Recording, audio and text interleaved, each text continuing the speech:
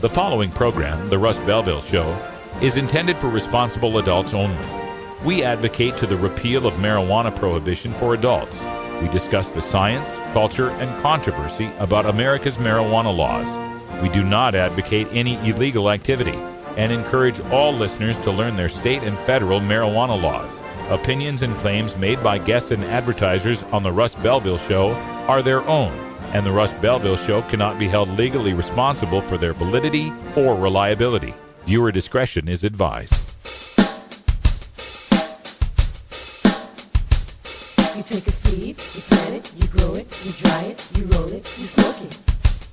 You take a seed, you plant it, you grow it, you dry it, you roll it, you smoke it, and it goes down smooth. Hey! Spanning the continent to bring you the truth about cannabis and marijuana law reform. I smoke pot and I like it a lot. From the promise of legalization. And I think that we need to rethink and decriminalize our marijuana laws. To the agony of prohibition. One major responsibility is to encourage people to use less drugs. The Russ Belville Show, the voice of the marijuana nation. Yeah, I hear you had a question for me. Now, here's your host, Radical Russ Belville. We love it.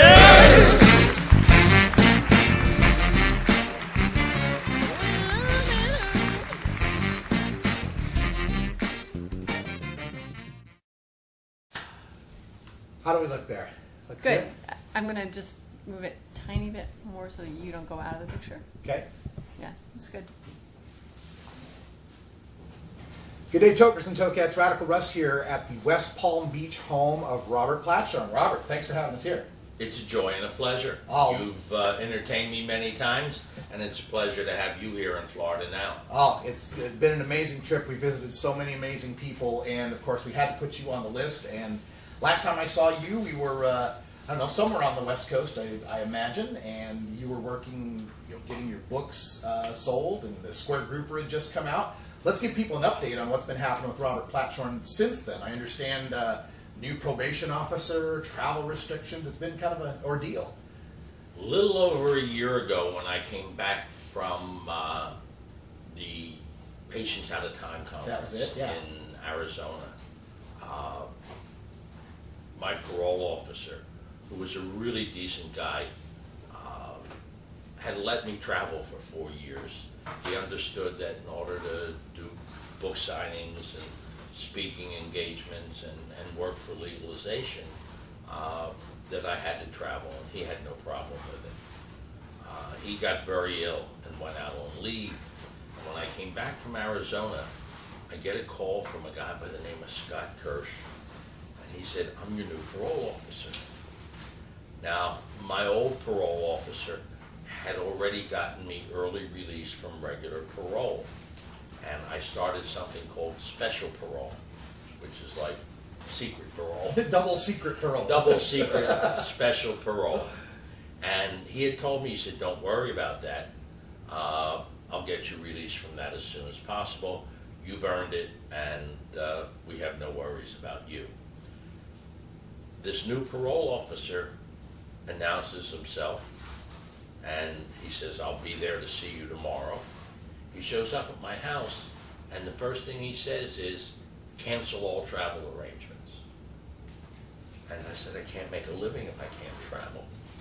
I said, "Book signings and speaking engagements are my total living.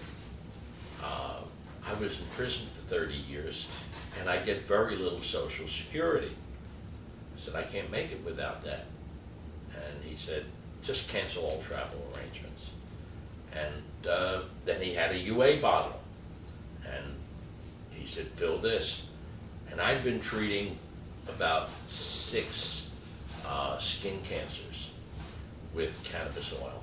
Mm-hmm. And my parole officer, the original one, knew about it and had no problem with it.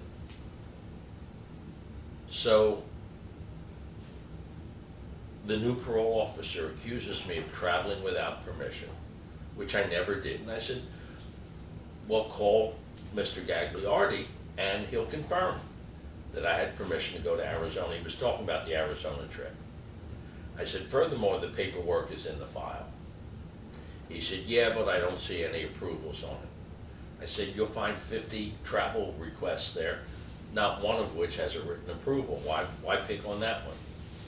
He said, I think you traveled without Gagliardi's knowledge. I said, call him, you'll find out. He said, no, that's not going to happen. I said, and you might as well know that UA is going to come back dirty, and it's because I've been treating cancers with cannabis oil. I've got a medical certificate from California, and I've got a doctor here who's verifying it. He said, it's irrelevant, you're not allowed to, you're on probation, which of course I knew, but my original parole officer was a human being. In any case, as of early last May, I haven't been able to travel. I haven't been able to leave South Florida. I made one trip to Tallahassee in order to lobby for our Kathy Jordan medical marijuana bill, but in order to do that, I had to have a state senator go to bat for me in Washington with the Parole Commission. And then, of course, recently, I took, my Silver Tour took over 100 seniors to Washington to lobby the government to stop enforcing the federal marijuana laws in states that have legal medical or have legalized or even decriminalized. And that may be bearing fruit now, because what Eric Holder's proposing, and what he's going to talk about in his speech at the Bar Association in Chicago, is taking the federal government out of enforcement where it involves patients or minor offenders, small-time growers. So I think maybe they paid attention when they saw all those seniors show up at Congress and demand that the federal government not interfere in the legal states. Well, this probation officer, it sounds as if his attitude is, you did 29 years for a marijuana crime. How can we let you go try to legalize marijuana? And is there any appeals process to this? Can you go around this guy? What can we do? You can go around them. The appeals process is automatic, and that is automatically denied. Okay. And as funny as this sounds, that's actually part of their code of federal regulations, that they will automatically deny appeals. So I went through that when they restricted my travel. And my attorney, who had stuck with me the whole time I was in prison and hasn't been paid in 30 years, filed in court along with some attorneys from Normal, but it did no good because the parole board can do no wrong. But just like my trips to Tallahassee and Washington, any congressman who will speak to the Parole Commission, who will write or call the chairman of the Parole Commission, Isaac Fullwood Jr. in Washington, D.C., could have me released now from special parole. After you've done 2 years, you're eligible for early release. Almost everybody gets early release unless they've gotten in trouble. But my parole officer here has made it clear that he would never recommend that. He seems to have a thing for drug offenders. And I'm his, quote, high-profile case. Right. And I think he has career ambitions that he can ride this high-profile case to promotions or raises or something. But he's definitely got personal agenda, and he won't help me, no matter what. Well, let's talk about the Silver Tour. You mentioned going to Washington, D.C., and you mentioned getting seniors to lobby for this. And, of course, we're here in Florida, where there's a huge senior population. And you've also put out Should Grandma Smoke Pot, the infomercial. What has been the progress on those items? In Florida, we've got a petition, and it's got sufficient backing for the first time from a big law firm, Morgan & Morgan.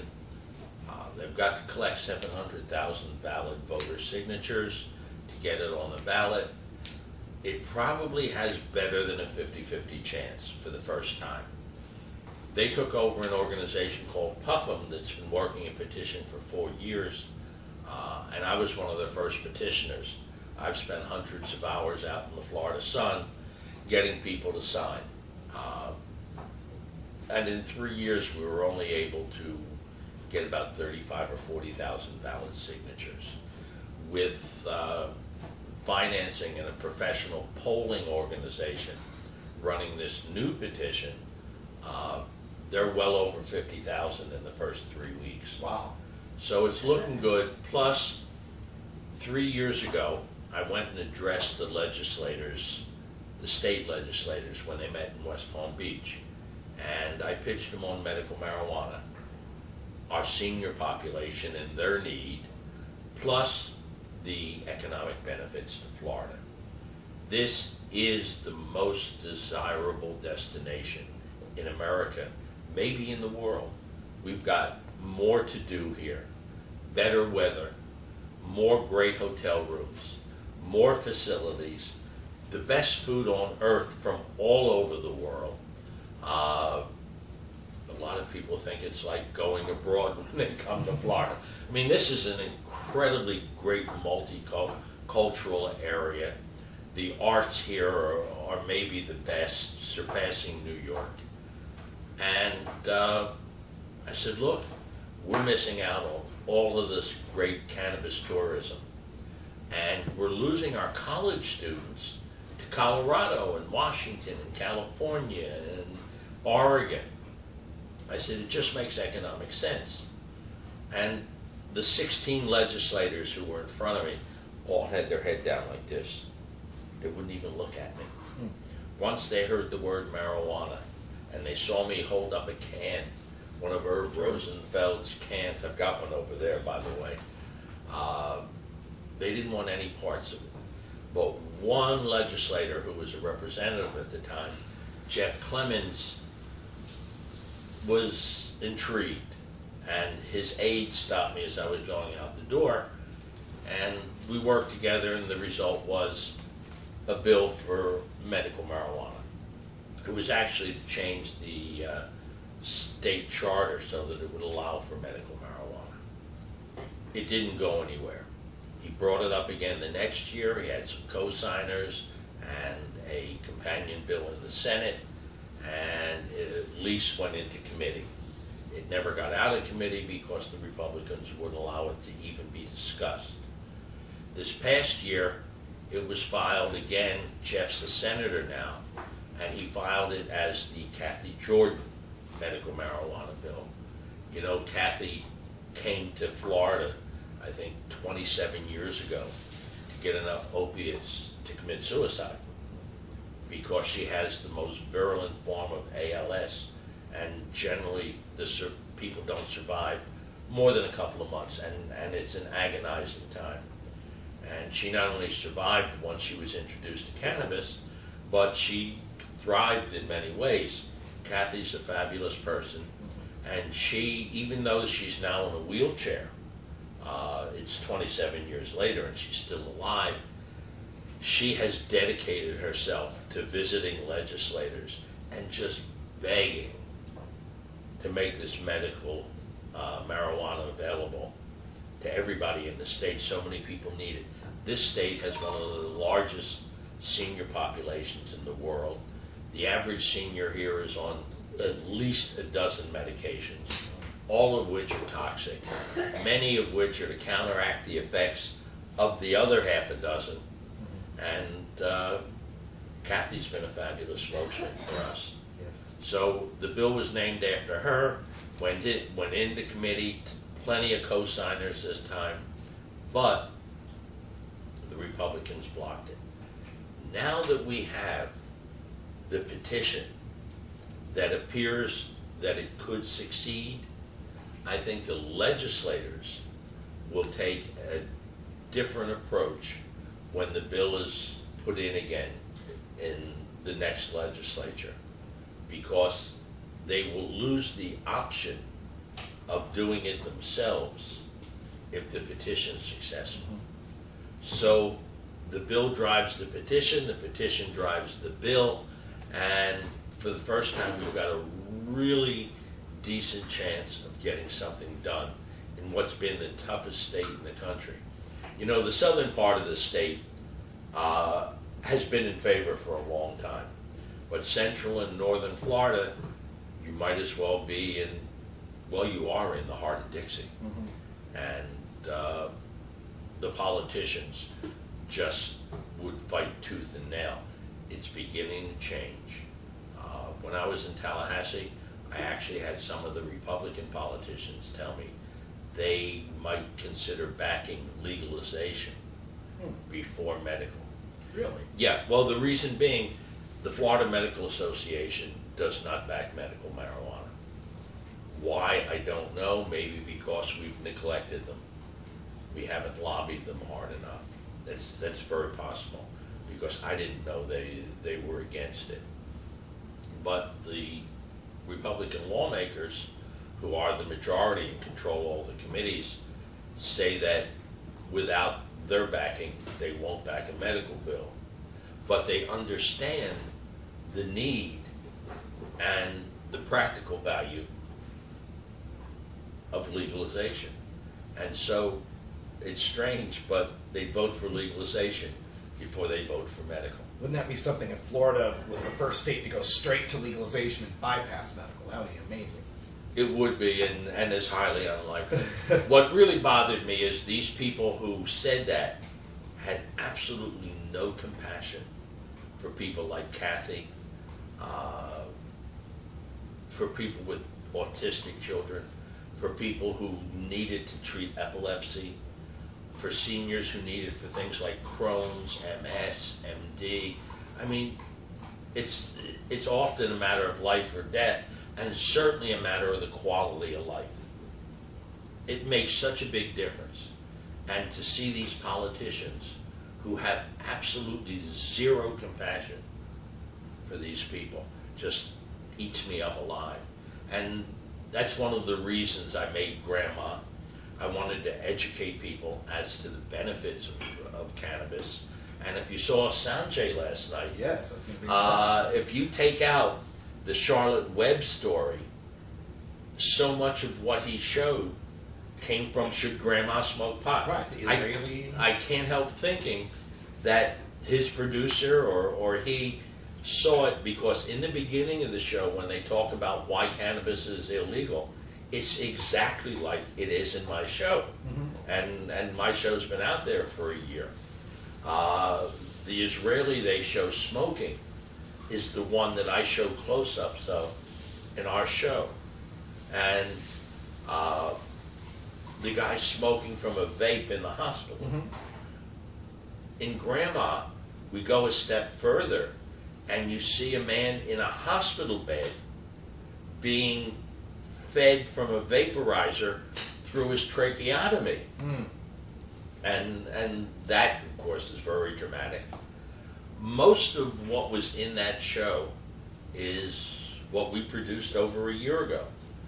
And I think now that someone like Sanjay Gupta has done a 180, which is better than somebody who was for it to begin with. Right.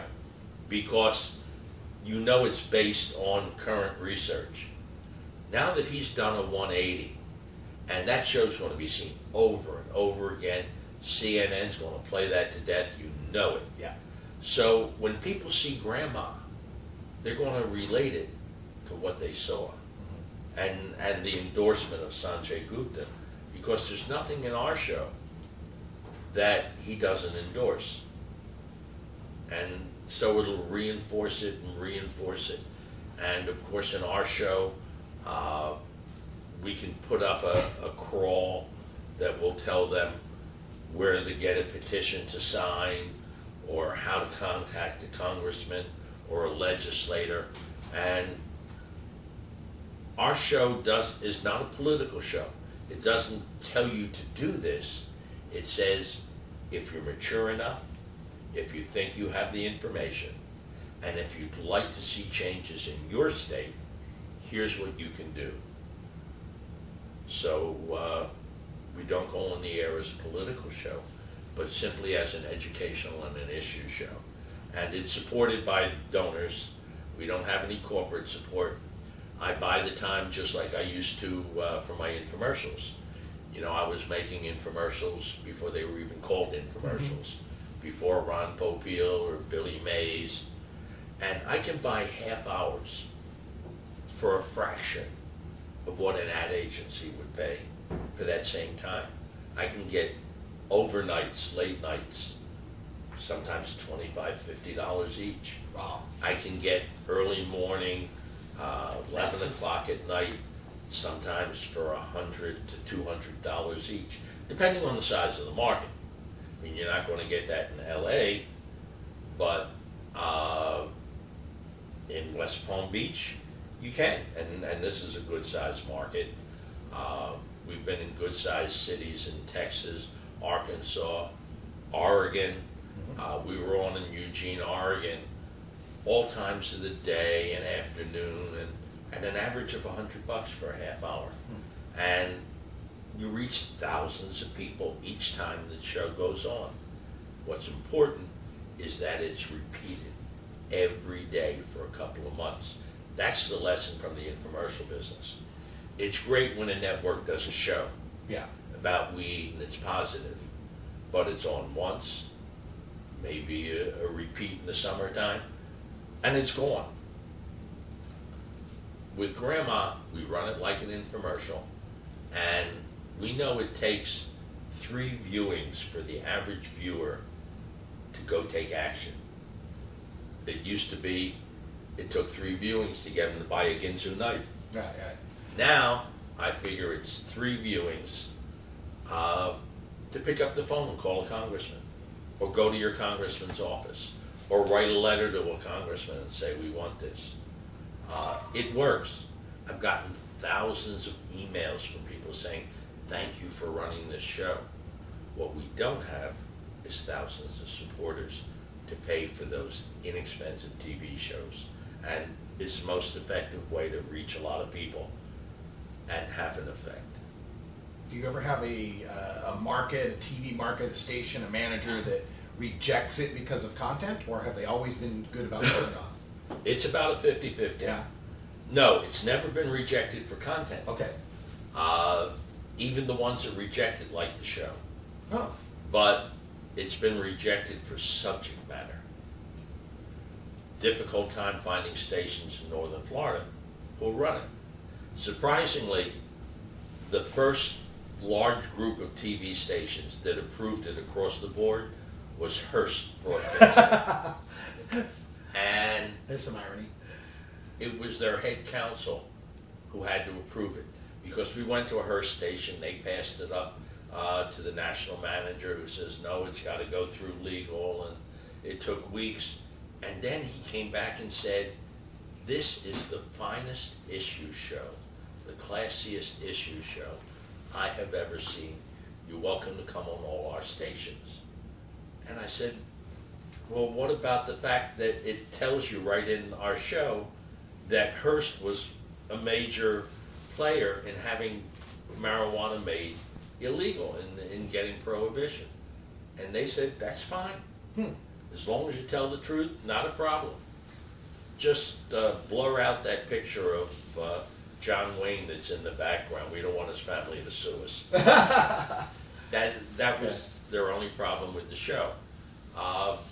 And I think now that the CNN special's been on, that a lot of stations who said no because they were afraid of reaction will say just the opposite.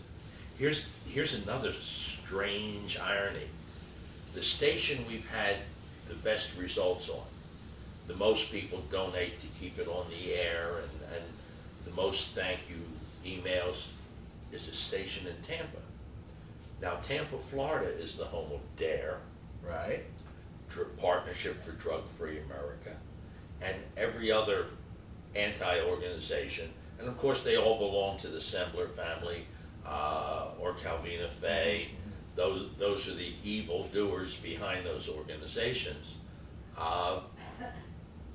And you'd think Tampa would be the hardest place to get on TV because they can put a lot of pressure on or have the least positive reaction. But it's just the opposite. And when we ran out of funds, I took a 3-month contract in Tampa to run every day, and it was very inexpensive. When we ran out of funds after 2 months, and there wasn't enough coming in to keep it on the air, I got a call from the national rep, and she said, Bobby, she said, the minute that show went on the air, we started getting great comments. She said, the station's gotten so much good mail. Please, if you can find a way, keep that show on the air because it's building an audience for our station. When normally infomercials kill the audience. I mean, at least 50% leave as soon as an infomercial goes on. She said, with your show, we're actually building up our audience for our next regular broadcast show. Wow. It's just been strange. It's very hard to get on in the South. We've been on in Arkansas and Mississippi, and it was just recently a Mississippi station that I had to cancel out because Weed Maps withdrew their support. They had pledged a pretty good sum on a monthly basis to run Grandma in as many cities as possible. That combined with our donors, I thought we were off and running. And we have a new version of Grandma with some pretty good improvements and more of Irv Rosenfeld on screen with his story. But after 2 weeks on the air in Mississippi and Evansville, Indiana, another place that really needs some education, I had to cancel a 3-month contract because Weed Maps disappeared on us, and I was really counting on that. When we were in Washington and their TV guy, Gil, was down putting together a show, he assured me that there would be long-term, ongoing monthly support. And then I never heard from him again or Weed Maps. And it's a shame. They helped us pay for that big reception in Washington. They were very good. It was a big, I mean, they kicked in $5,000. And I know that's not a lot to them, but it was sure a lot to the Silver Tour, and we did a lot with it.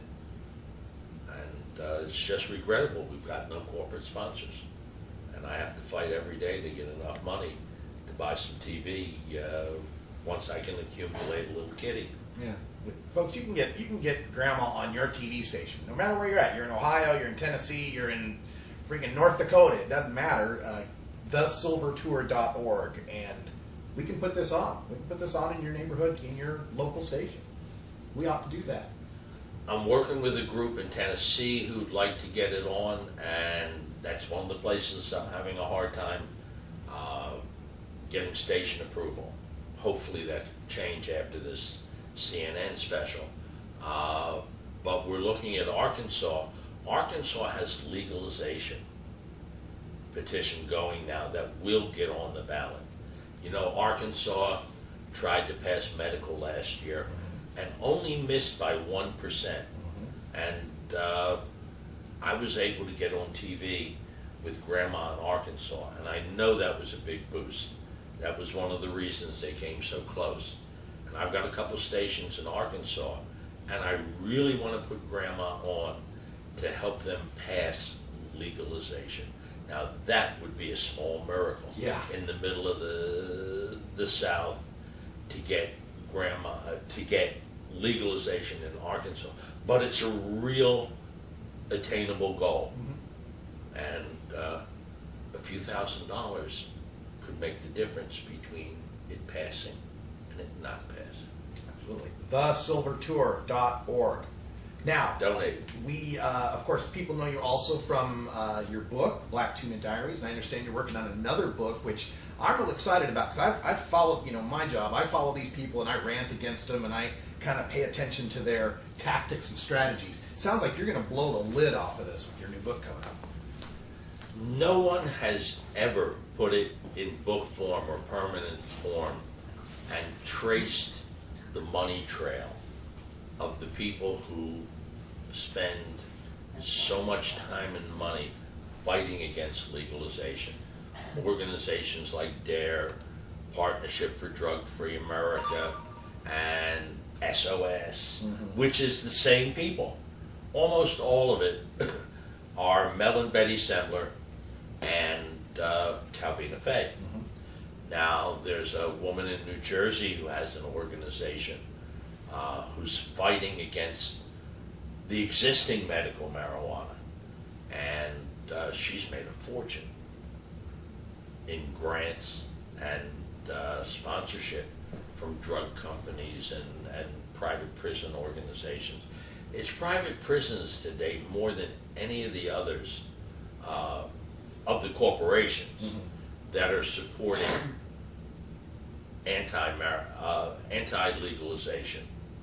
The reason being, they all make a tremendous amount of their profit from their factories. They're virtually slave factories. They say they don't force anybody to work in them, but in fact they do. Because if you don't work in them, you'll find your bed is next to a toilet used by 300 or 400 people in a dormitory. And that's only the beginning. You'll lose your commissary privileges. They will force you into that factory. The best workers are marijuana offenders. They're docile. They just want to do their time, not get in trouble, and go home. The serious criminals, the violent criminals, the private prisons ship them back to the state or the feds. They don't want those people. They're too expensive. So we're filling private prisons with drug offenders, mostly small-time drug offenders. And hopefully this new proposal by Eric Holder, which isn't a proposal, it's a presidential decree, will stop a lot of that. Private prisons are the shame of our nation. How can you make money from locking people up? Almost all of our drug laws in the past 10 years were actually written by the private prison corporations and then enabled through ALEC, A-L-E-C. American Legislative Education Council, something like that. Yeah. Executive Council. And it's a partnership of business and government. And they've taken those laws that were written by private prison corporations, doubling and tripling prison time for low-end drug offenders, and they've gone right into law. They're passed without a squeak because the private prison corporations today are just huge campaign donors. And they donate millions and millions of dollars to those politicians. And so, yeah, they just check off and the bills get passed. I'd like to see that change. And it's one of the things we work so hard for. Where were we? Greed and evil. Greed and evil. I traced the money trail. And what really blew my mind was the grants that these organizations are getting from the government, from our tax dollars. And then a very identifiable percentage of it is used to bribe the politicians who run the grant programs. When I say bribe, I mean, of course, campaign contributions. And they don't do it directly, they do it through lobbying organizations. But I've identified the lobbying organizations. I've identified the amounts. I've shown how it correlates with the grants, aside from all the corporate money that these people get, and the huge salaries they pay themselves. It's a business, and one that they're going to fight tooth and nail to maintain, and to the detriment of the country, to the detriment of sick people, to the detriment of hundreds of thousands of people who have had their lives destroyed by being thrown in prison for something that's not a crime against person or property or against the country. Did you see these changes in how they run prisons and the mentality behind them turning to profit during your time? Because you were until what, 2009? 2008. 2008. The end of 2008. I saw huge changes.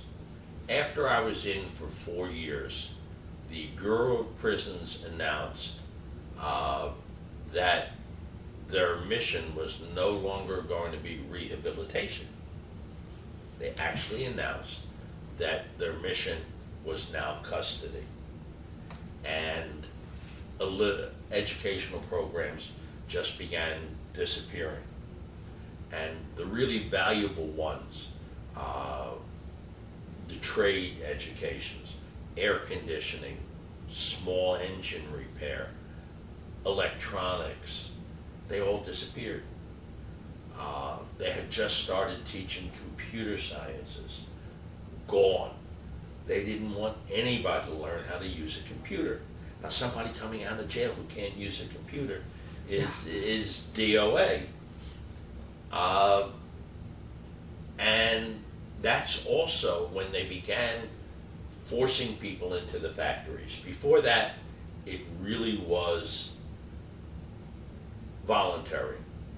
I went in and started working in the factory after I'd been in a year so that I could send home some child support. In federal prison, I believe the highest pay is about 42 cents an hour. You start at 10 cents an hour and work your way up. I think I was up to about 30 or 35 cents an hour, which is just under super grade. That hasn't changed in about 40 years.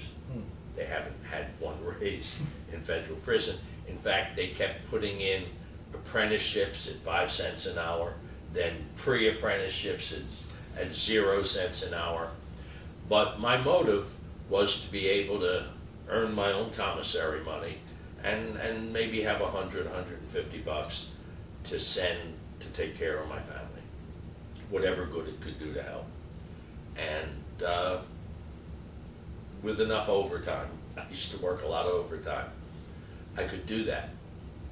And then they announced a program where if you had a fine, they would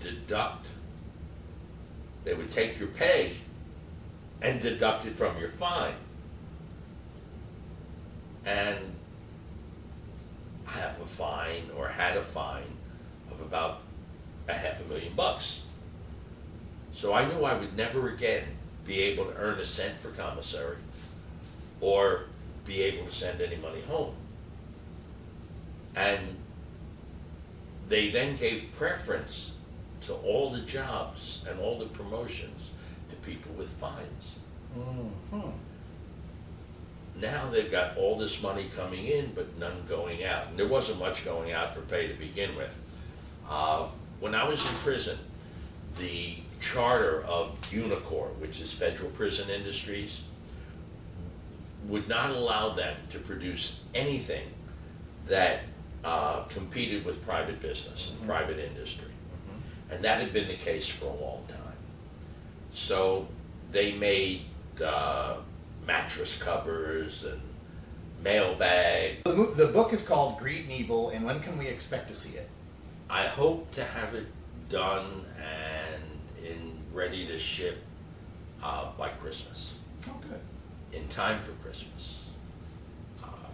I may do a crowdfunding on GoFundMe in order to be able to sit home and write the book.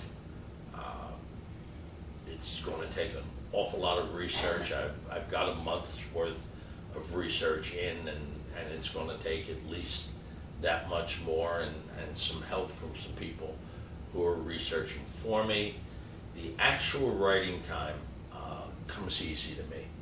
I can write it in about a month and take a second month to rewrite it and make it decent. Mm-hmm. And then I have to decide whether to take it to a publisher or self-publish. My instinct is to self-publish. you don't get a lot of money from publishers for that type of book, and then the residuals are very small.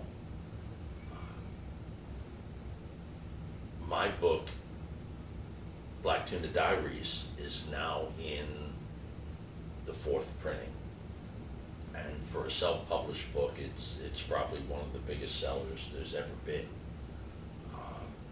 Not lately, not the last couple of months. To the events, right? Because I can't get to the events, and any author will tell you, when you can appear at a bookstore or a book signing or a large event, you sell more books than a bookstore would sell in a year. You do more in a day. That's always been my mainstay. And because I've spent so much time working with the Silver Tour for the past year, I've spent virtually no time promoting the book. So book sales have just piddled along. But even so, I will probably do a funding on GoFundMe so that I can buy groceries and gas while I finish the book, and then possibly have money to self-publish. I think the book will be a sensational hit because of the information that's in there and the revelations that just haven't been written about before. Nobody's exposed private prisons and the anti-drug organizations for what they really are, which is huge money generators and huge campaign generators for the politicians.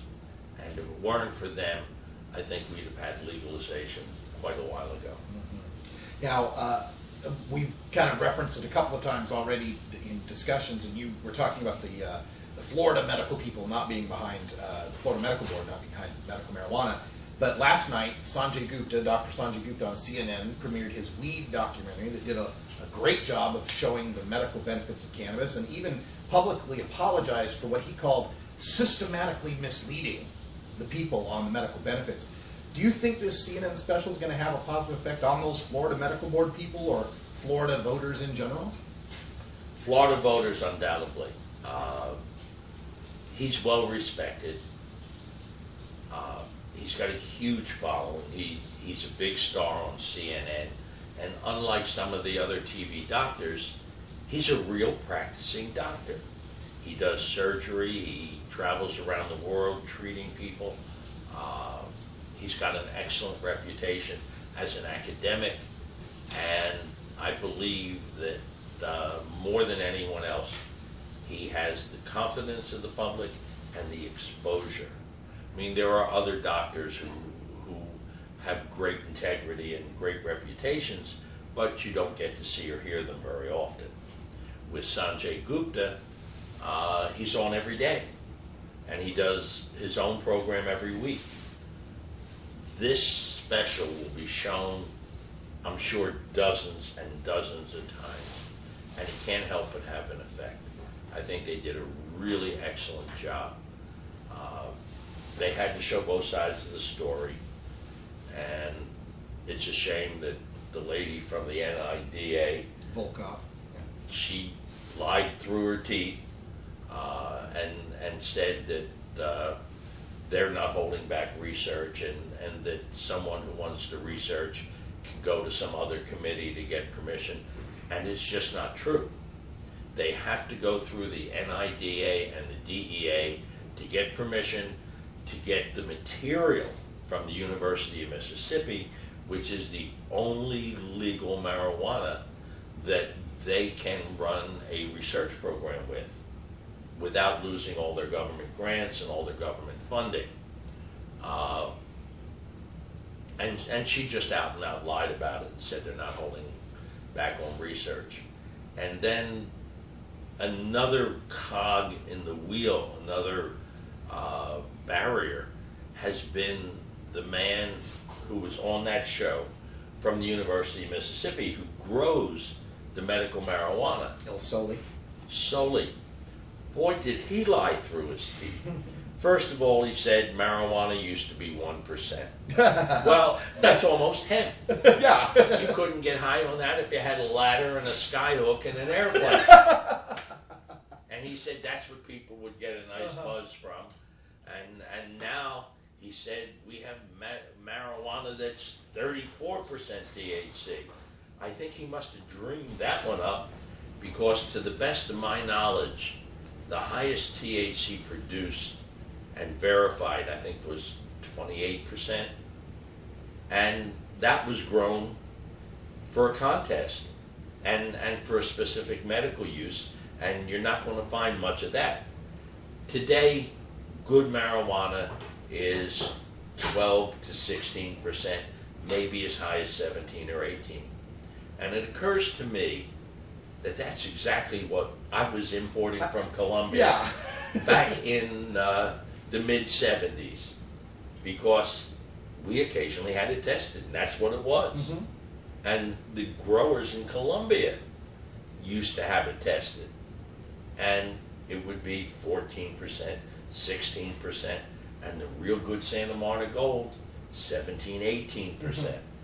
So, and of course, the Hawaiian, the Maui, the Thai stick, that was all way up there. Yeah. And yet, you know, this guy is trying to justify what he does by lying.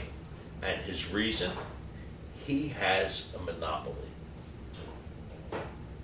They've tried to get permission from the government to grow medical marijuana for research for several major universities, for several big state universities, several big commercial companies like Bob Melamed's company, and the government will not allow it.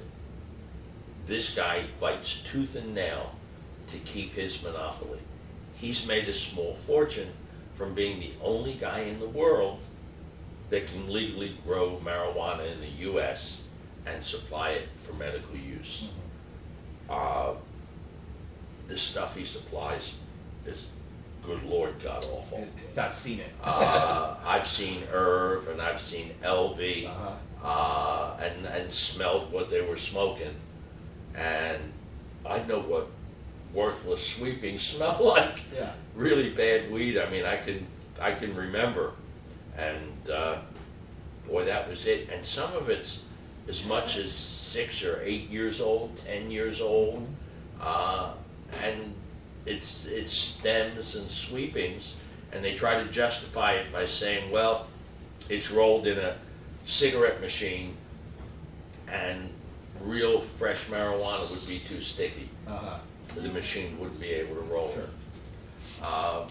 So this guy lied, but overall the program was just excellent. Oh, one other big liar, the guy with the rehab clinics in Colorado. The guy looked like Lurch. What a lying SOB this guy was. He's saying, and today there's so many kids going into rehab. He says, I literally cried. Yeah, right. What he didn't tell you was that it was the courts that are filling up his rehab centers, for which he's making a fortune, by telling people it's rehab or prison. There is no rehab for marijuana because marijuana is not physically addicting. I heard a really great description the other day, or I read it somewhere on the web. Someone who had smoked for 30 years and decided to stop. He said, and I loved it. I smoked every day. He said, and I really missed it. He said, but I love cornflakes too. And if I gave them up, I'd miss them. He said, it's about the same thing. But there are people who are making millions from these phony rehab centers that are being filled by the courts. And that's a shame. But you know what? I'd rather see somebody go into a rehab center than into a prison. And that seems to as be bad as that practice is. Yeah, and that seems to be the diversion they're trying now, is instead of this pipeline to the private prisons and the factories, it's now a pipeline to the rehabs and the clinics. Yeah, it's better than sending them to the prisons and prison factories. I think it's an interim step which they have to do. the politicians are still afraid of radical change. They want to do it step by step. And you got to remember, I spent 30 years in prison. To me, any step is an important step. There are no bad steps. I don't care if it's a decrim for a township with 20 people. It's worth working for. Even though it doesn't change the law, it keeps people from being busted. Any medical bill to me is a huge step. And that doesn't mean I don't believe in legalization, because that's what has to happen. But I'm satisfied that that's a great step on the way, because look at Colorado. They had a really great, well-regulated medical marijuana industry for 8 years. They shook out the bad characters. They got rid of the nuisance mom and pop storefronts, which really were a nuisance. I mean, I was in Denver and I saw that there were way too many of them, and the newspapers and people were afraid of them. And the people who were left were the people who were operating according to regulation and running safe, attractive clinics. And because they had 8 years of good experience, they had no trouble passing legalization. So I believe in step by step, if that's the way it's got to be. I mean, I'd like to see it change overnight. No more prohibition. Yeah. It's not going to happen. I'm a pragmatist, so I will work for any form of legalization that moves us forward. I saw everybody whine and cry up in Washington about the driving regulations that were passed along with legalization. Well, if that's what you have to pass in order to pass legalization, God bless you. Because the courts were already speaking about the lack of real scientific proof of impairment. And in states that had THC limits, and there were several at the time, the courts were tossing them out because they just didn't mean anything. And I felt that the people in Washington shouldn't be crying about it. Pass it and then worry about changing the driving regulations. But it was so important to pass legalization there and in Colorado, and it's made a difference nationally. It's changed the dynamic nationally. There are states that are talking about doing it by legislation. Maine came this close. I forget what the opposition. Oh, the opposition was the dispensaries in Maine. So now they're going to put it in front of the voters. But they were ready to pass it in the legislature. It should pass. I mean, how many voters are there in Maine? 8, 9, 10, whatever. Oh, come on, our Maine listeners. We love you. and if you live in Maine, you probably smoke anyway, just to get through the winter. Stephen King said that it should be legalized in Maine. It would be a great cottage industry up there. And Lord knows there are a few cottages.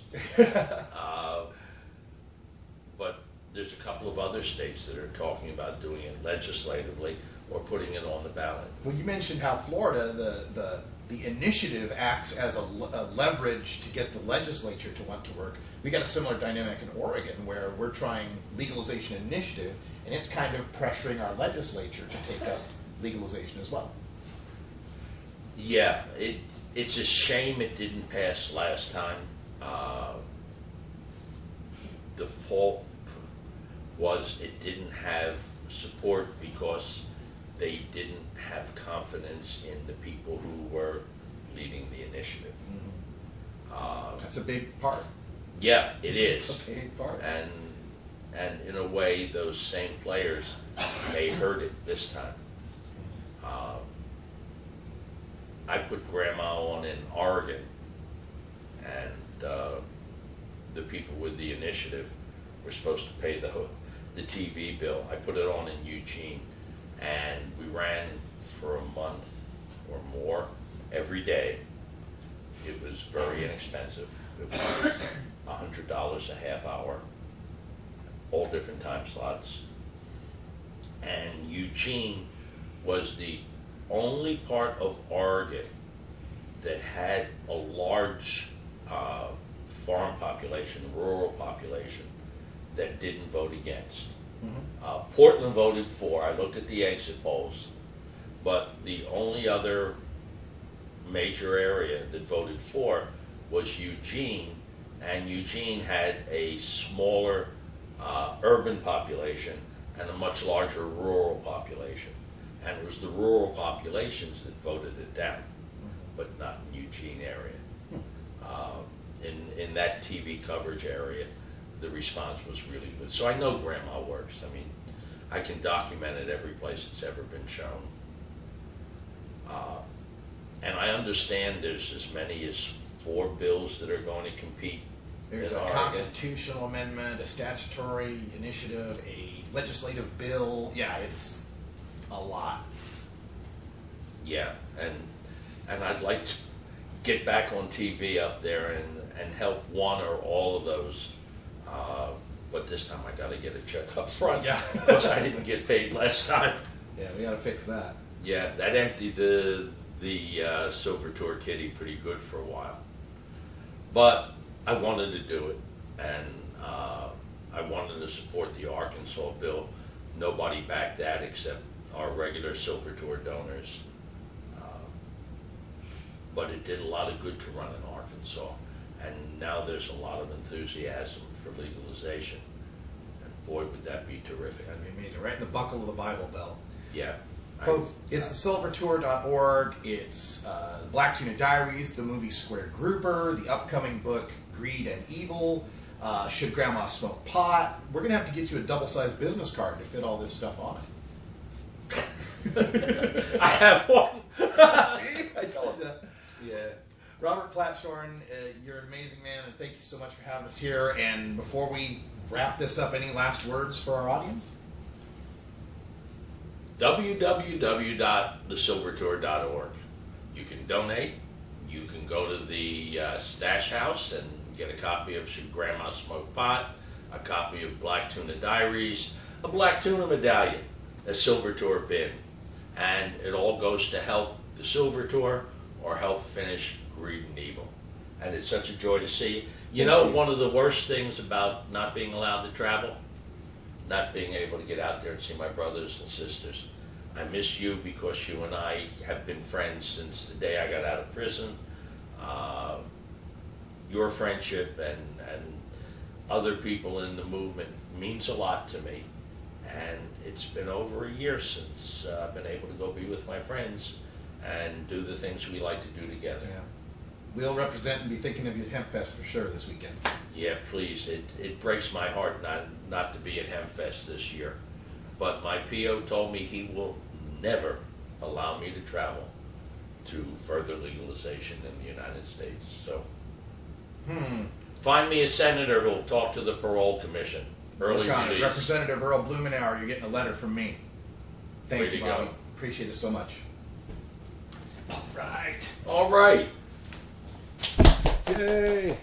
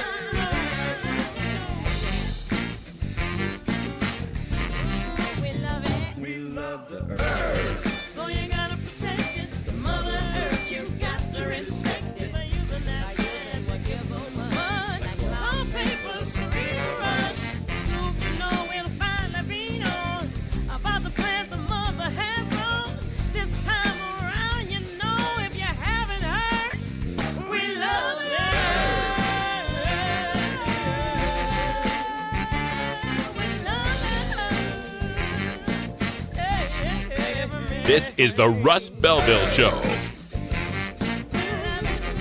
The Russ Belville Show is blogging and podcasting daily at radicalruss.com.